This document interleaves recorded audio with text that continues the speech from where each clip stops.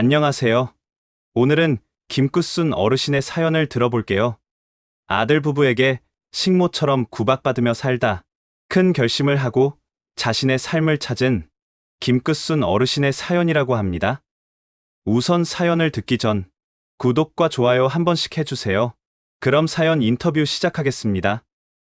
어르신 당신의 이야기를 들려주시겠어요? 안녕하세요. 나는 강원도 강릉의 오래된 다세대 주택에서 살고 있는 70살 김끝순입니다. 제 남편은 45일 때에 갑작스런 교통사고로 세상을 떠났어요. 그 후로 나는 식당 주방, 세탁소, 학원 청소까지 안 해본 일이 없었습니다. 손은 늘 갈라졌고 허리는 굽었죠. 그래도 한 가지는 믿고 있었어요.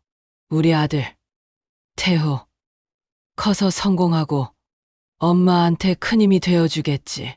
그 믿음 하나로 버텼습니다. 아들은 결혼하고 며느리 지연이랑 서울로 올라갔어요. 나도 그 애를 딸처럼 생각했어요. 김치며 반찬 싸 보내고 손수 뜬 목도리도 보냈어요. 어머니, 너무 많이 보내지 마세요. 냉장고에 들어갈 곳도 없어요. 그때 알았어야 했어요. 나를 반가워하지 않는다는 걸. 몇 해 뒤 아들 부부는 자식을 낳았고 손자가 유치원을 갈 나이가 되었을 때 나는 아들 부부 그리고 손자와 함께 살게 됐어요. 처음엔 좋았어요.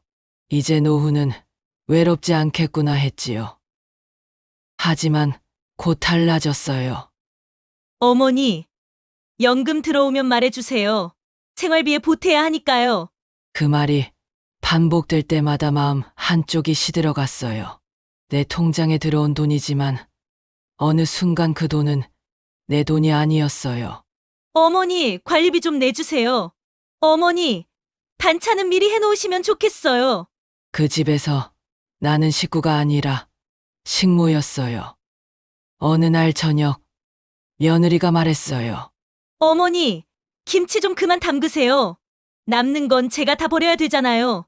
그 순간 오래전 기억이 떠올랐죠. 엄마 김치가 제일 맛있어. 김치 많이 해줘. 6살짜리 내 아들 태호가 말하며 웃던 얼굴. 근데 그 웃음을 이제는 볼 수 없었어요.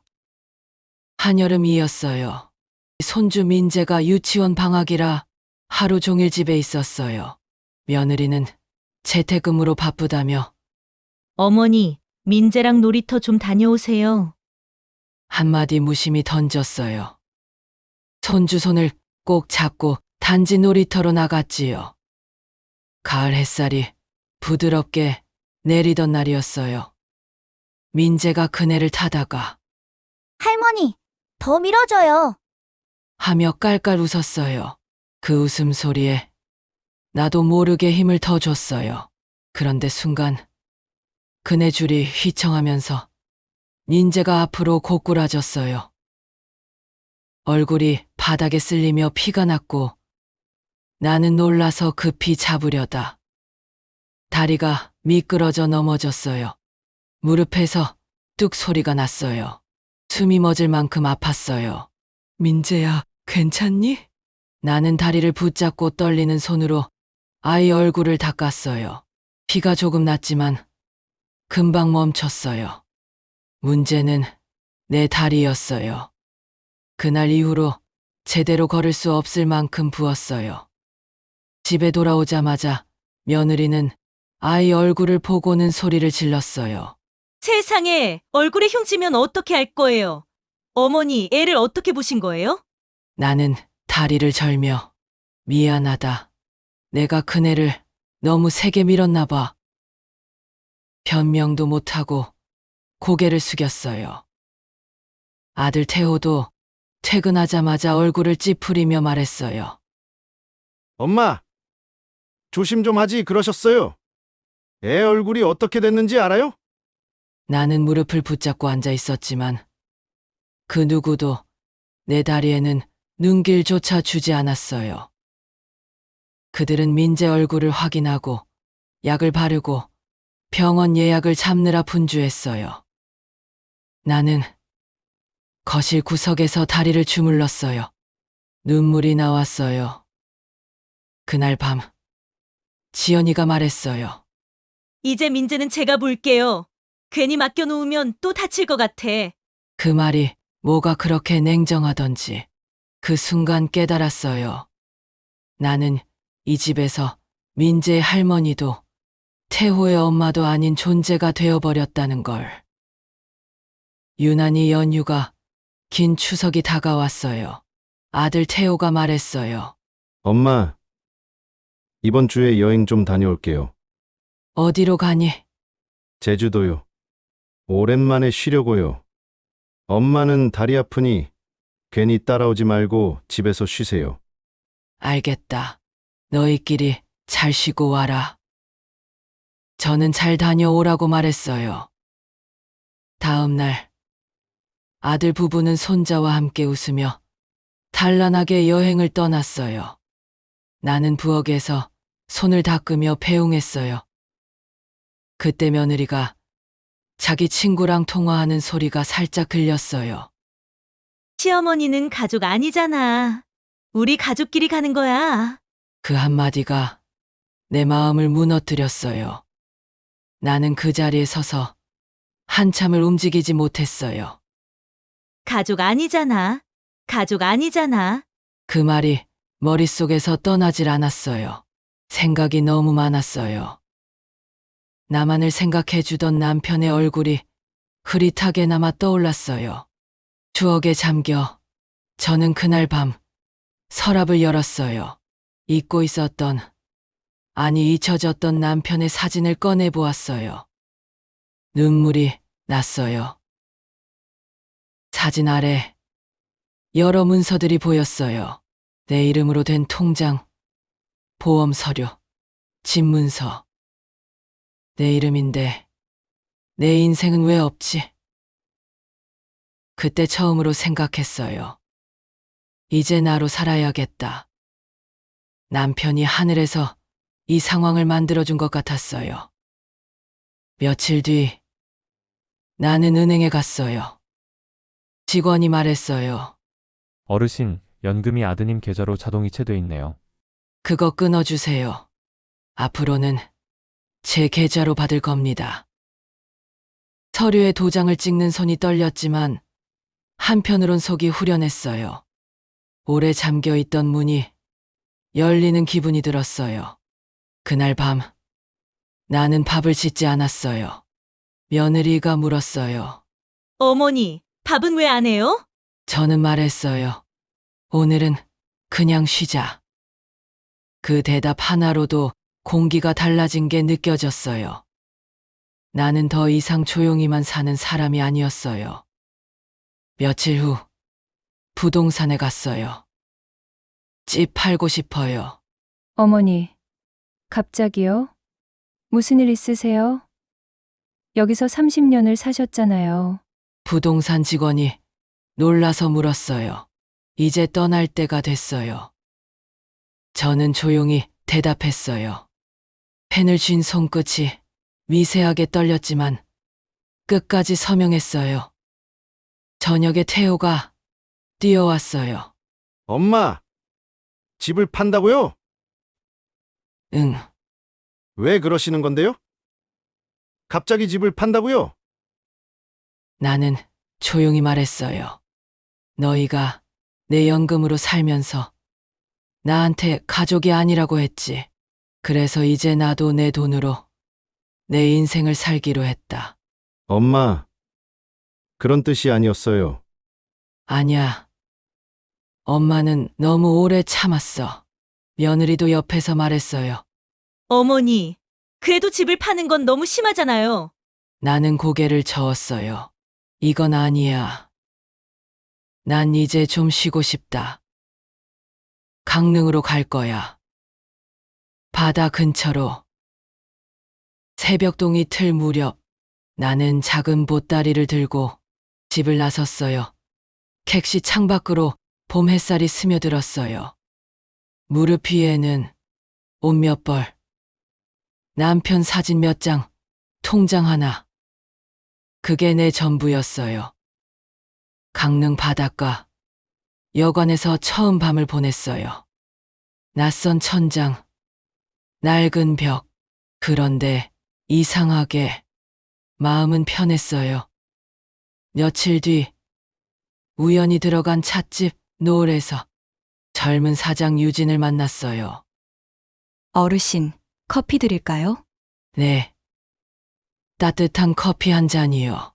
그녀는 밝게 웃었어요. 그 웃음이 오랜만에 내 마음을 흔들었죠. 나는 물었어요. 일손은 필요하지 않아요? 유진은 살짝 놀라며 말했어요. 그렇지 않아도 구인 광고 중이었어요. 저희 일 도와주실 수 있으세요? 그럼요. 청소, 정리, 다 할 줄 알아요. 그렇게 나는 새벽마다 찻집 문을 열고 커피 향기 속에서 하루를 시작했어요. 사장인 유진과 나는 얼마 안 돼서 눈빛만으로도 마음을 읽을 수 있을 정도로 가까워졌어요. 사장이지만 유진이는 절 존중하며 제 옆에서 저의 경험을 배웠어요. 빨리 일하는 법이 아니라 정성스럽게 일하는 법. 물론 저도 배웠어요. 젊은이의 에너지, 새로운 것에 대한 개방성. 한 달이 지나 첫 월급을 받았죠. 작은 봉투를 손에 쥐었는데 눈물이 볼을 타고 흘렀어요. 왜 우세요? 이게 내가 번 돈이라서 그래요. 그날 밤 여관방에서 처음으로 마음이 따뜻했어요. 며칠째 아들에게서 부재중 전화와 문자가 왔지만 받거나 확인하지 않았어요. 그렇게 한 달이 지난 어느 날 아들이 찾아왔어요. 엄마, 그 한마디에 눈물이 날 뻔했지만 참았어요. 그래, 잘 지냈냐? 엄마. 정말 미안해요. 엄마 연금으로 생활한 것도, 엄마 마음 몰라준 것도, 괜찮다. 이제 알면 됐다. 지연이가 말했던 내가 가족이 아니라는 말도 이젠 괜찮아졌다. 나의 아들은 나와 눈을 마주치지 못했어요. 처음엔 많이 아팠어. 하지만 지금은 알겠어. 그 말이 없었으면 엄마는 여기 없었을 거야. 그 말을 하며 나는 주방에서 손님에게 커피를 내고 있는 사장 유진이를 가르쳤어요. 저애한테서 봤어. 젊은 사장인데 엄마가 뭔가 해주면 진심으로 고마워해. 그리고 엄마도 진심으로 여기서 일을 하고 있어. 여긴 그런 관계가 있어. 가족은 혈연만이 아니야. 엄마도 이제 알았어. 지금 여기서 유진이, 마을 사람들, 그들이 엄마의 가족이야. 태호는 눈물을 흘렸어요. 그럼 우리는요? 나는 아들을 봤어요. 그리고 손을 잡았어요. 너희는 엄마의 자식이야. 그건 바뀌지 않아. 하지만 엄마는 이제 너희의 것만이 아니야. 이해해? 이해해요. 근데 정말 저희가 미안해요. 그때 손님에게 커피를 다 내어준 사장 유진이 다가왔어요. 그녀는 미소를 지으며 제 옆자리에 앉아 말했어요. 사장님 아드님이세요? 요즘 손님들이 끝순 이모 커피 맛있다고 해요. 처음엔 정말 조용하셨어요. 한 달은 거의 말씀도 안 하셨어요. 그런데 이제 손님들이랑 농담도 하시고 화분도 키우시고 요즘 날씨 좋다고 하면서 웃으세요. 태호가 미소를 보였어요. 엄마, 멋있어요. 나도 아들의 미소를 보고 다시금 미소가 지어졌어요. 이제야 서로를 존중하는 사람이 됐네. 유진은 이야기를 나누라 하고 자리를 일어났어요. 아들은 갑자기 생각난 듯 말을 이어갔어요. 아, 맞다. 엄마, 지연이가 편지를 보냈어요. 태호가 핸드폰을 꺼냈어요. 읽어 드릴게요. 아들이 편지를 읽었어요. 어머니, 저는 지금까지의 제 행동, 제가 모질게 한 말들을 정말 뼈저리게 후회하고 있습니다. 정말 죄송해요. 어머니가 잘 지내고 계시기를 바래요. 어머니, 꼭 한번 뵙고 싶습니다.